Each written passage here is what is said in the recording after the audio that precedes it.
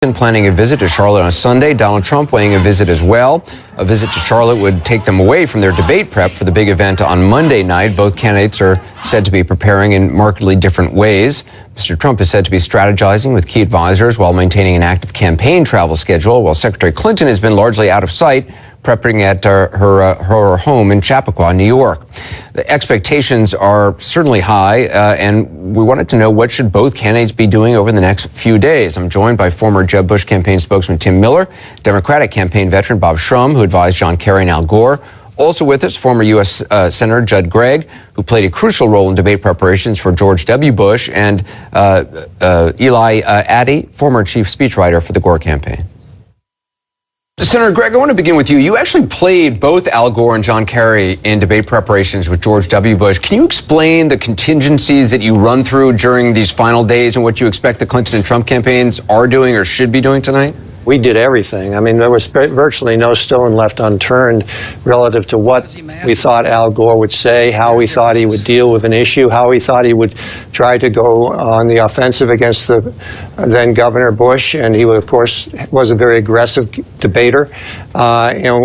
Basically, I studied for months what he said, how he said it, and tried to replicate that and not ad-lib it, because it was basically, I wanted to repeat what Gore was saying so that the then governor could hear what Gore was saying in the right context. And Tim, I mean, you saw firsthand what Donald Trump did to your candidate, Jeb Bush, on the debate stage. Is that the Donald Trump you expect to show up against Hillary Clinton?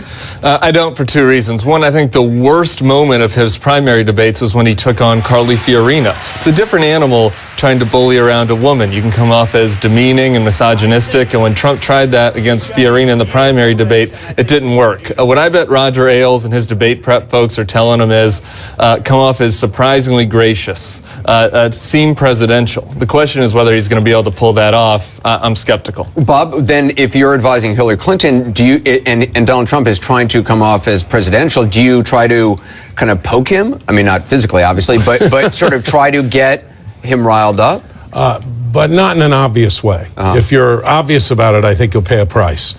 I think you can bother him by almost, you can say something perfectly reasonable, it gets under his skin and he has a really bad reaction. But I think instead of spending all their time on that, I hope that what they're doing is thinking about the moments they want to create, thinking about the strategy, and thinking about something that most people don't necessarily understand, which is that framing the debate on your terms is more important than anything else. What do you mean? Well, JFK in his opening statement in 1960 framed the debate. And Nixon, who had won the coin toss and chose to go second, foolishly did nothing but rebut what Kennedy had said and in the process repeated. So what you want to do is get your message frame out there. Eli, you say that if you combined Hillary Clinton and Donald Trump into one candidate, they'd be the perfect debater. What do you mean by that? I think that's right. I think that, Hillary really is good government and Donald Trump is good television.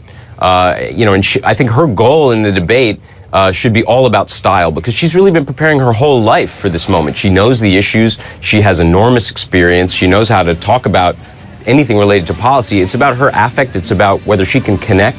Whereas Trump, I don't think he's preparing for the debate now. I mean, that's the thing. He's kind of prep resistant. I was reading this morning that his advisors can't even get him to stand at a lectern, and they're worried about his ability to listen for 90 minutes. That sounds like spin to me, I think. Yeah, I think you think they're lowering the bar. I think lowering the bar to the floor. Huge amount of spin in here. I think Trump has been prepping. I think they've been doing it in a serious way, just as I think it's spin when the Clinton people won't tell us who's playing Donald Trump. They picked a Donald Trump 3 months ago. Right. Senator Gregg, I think I talked to Stuart Stevens a while back, and I want to ask you about something that he said, because that famous moment in 2000 when Al Gore kind of invaded George W. Bush's personal space, walking across the stage to him. I understand you actually, when you were Gore, and as you said, you'd watched a lot of his debating. He was an aggressive debater. You'd actually run through that possibility in rehearsals. How did you?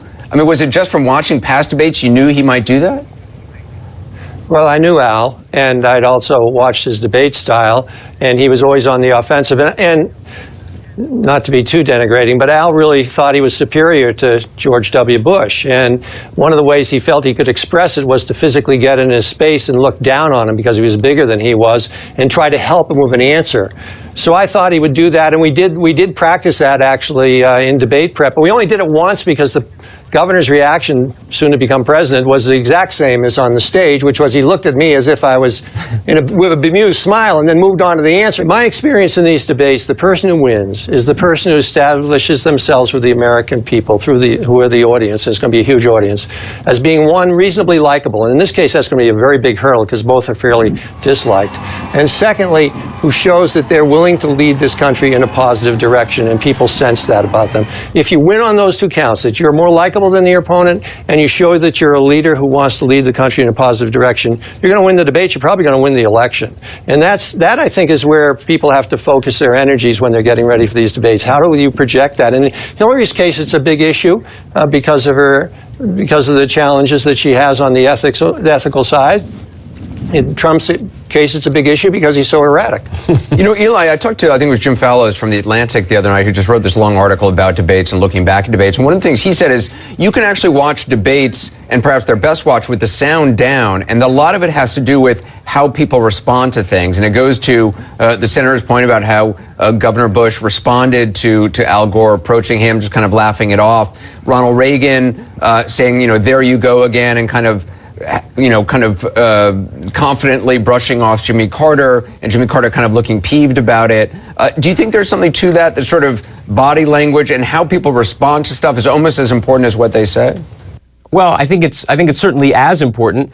You know, this is to some degree for voters who are deciding who to vote for. It's a bit of an audition. Who do you want to invite into your home every night for the next 4 years? As a kind of voting for president's a very personal choice.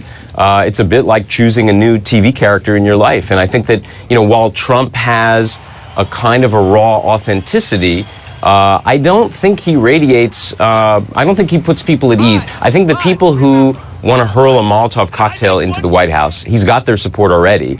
And I think for him to transcend that and to expand his vote, he's got to reach out. He's got to seem more presidential. He's got to seem more temperamentally fit. I actually think that the bar is so incredibly low for Hillary Clinton right now, unfairly low. But, you know, if she doesn't come across as a dissembling robot with circuit boards kind of spilling out of her, I think she'll cross that bar. I mean, she is a warm person and a smart person and a genuine person. I've worked around her, and I just think that she doesn't come across the way she's been caricatured. Gentlemen, thank you. A fascinating discussion. Tim, Bob, thank you. Really appreciate it. Senator and Eli, thank you very much. Appreciate it.